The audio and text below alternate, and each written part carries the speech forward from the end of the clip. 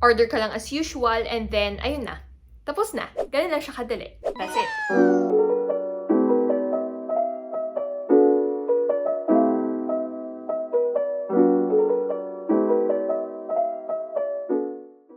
So guys, alam natin na halos lahat tayo ay nag-online shopping dahil napaka-convenient nito for us. Hindi na natin kailangan mag-effort at gumastos para lumabas. With just a few clicks, kaya na natin i-access almost anything online and have it delivered directly on our doorstep. Dahil napaka-convenient, madalas pa tayong nabubudol sa mga bagay-bagay na nabebenta online. If you're guilty and you know, clap your hands.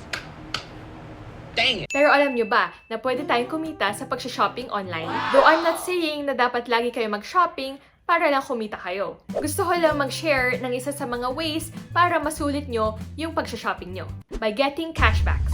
Ano nga ba ang cashback? Ito yung pera na binabalik sa ating mga buyers whenever bumibili tayo through the merchants that are in partnership with these cashback apps. On this case, si Gcash Cashback. By the way, there are other cashback apps and yung isa pang cashback app na ginagamit ko is Shopback. Na-discuss ko yun before and you can check my video over here.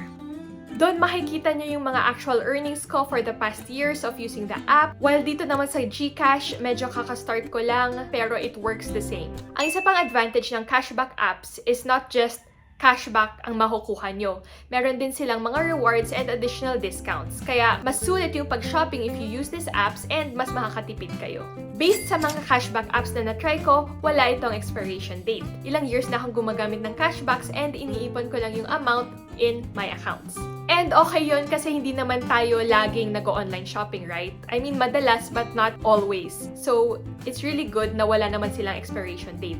Kasi usually, ang mga cashback apps, meron minimum amount before pwede kang mag-withdraw or mag-cash out sa account mo. So, no rush naman at definitely, maabot mo yun kaka-online shopping mo. Right? Ang disadvantage lang is that hindi siya agad nagre-reflect sa account natin.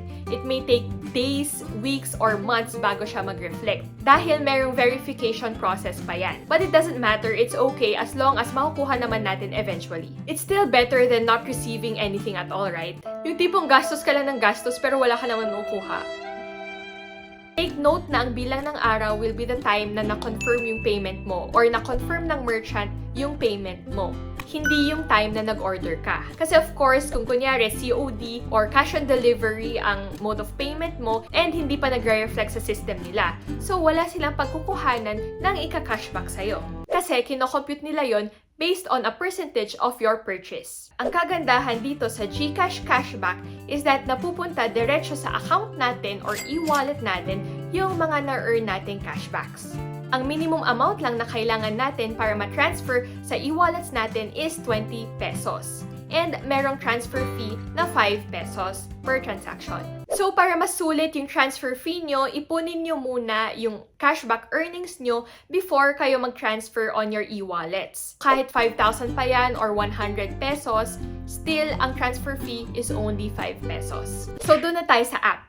By the way, first things first, you need to close lahat ng mga apps nyo na pagbibilhan nyo. So for example, si Shopee or Lazada, kailangan nyo munang i-close before tayo mag-proceed. Dahil we need to open it through the cashback app. So punta tayo sa Gcash and then GLive, sa Findshare, check merchants. So, makikita nyo dito yung mga list of merchants na pwede nating pagbilhan. May mga travel merchants, Shopee, Lazada. Okay? You can also see the discount vouchers. By the way, not necessary na ang mode of payment nyo is Gcash, possible na credit card, COD, debit card, or bank transfer. Hindi nagmamatter yung mode of payment. Ang importante is inopen nyo yung merchant app through the cashback app. Ang percentage of cashback na makukuha natin dito is 1% up to 15%.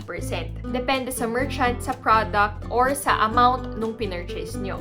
Makikita nyo yun dito before kayo mag-purchase. So, kunyari, itong si Shopee, up to 4.6% ang pwede natin makuha. Depende sa product.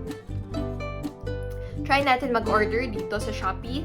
Select lang natin yon and then ida-direct tayo sa app. Order ka lang as usual and then, ayun na. Tapos na. Ganun lang siya kadali. That's it. Now, in order to check the transactions that you've made, balik kayo sa Gcash and then go to GLife, Findshare, then go to transaction history. Pending is yung mga na-purchase mo na but not yet credited. Then credited is of course yung na-credit na sa account nyo.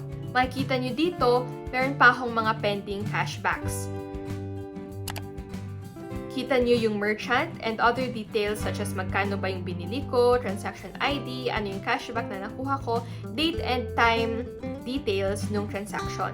Though hindi agad-agad magre-reflect yung linagay nating order. It will only reflect after 3 to 7 days kapag na-confirm na ni merchant yung purchase natin. Kapag makita nyo na dito and you see the pending status, it means that na-report na ng merchant yung transaction and will report back once the transaction is complete. Kapag paid yung status, it means na na-credit na yung amount sa Gcash e-wallet natin. Declined transactions naman means invalidated ni merchant yung transaction mo. Possible reason is nag-refund ka or nag-cancel ka ng mga orders mo. Take note na after 60 to 90 days bago mag-reflect yung cashbacks nyo on your account. Kaya kung papansinin nyo, itong pinurchase ko noong January 2002 na credit na. Pero nung May 25 na. O diba, after more than a year since nag-transact ulit ako ng cashbacks through Gcash. Usually kasi, ang ginagamit ko is Shopback for my cashbacks. Pero ngayon, try ko naman na mas madalas mag-transact dito via the Gcash Cashback app. After a few months or a few more purchases, gagawa ulit ako ng video para mo-compare natin si Shopback versus si Gcash Cashback. So don't forget to hit the subscribe button and the notification bell in order to be notified when that video comes out. I hope you learned something from this video. Thank you guys for watching. Bye!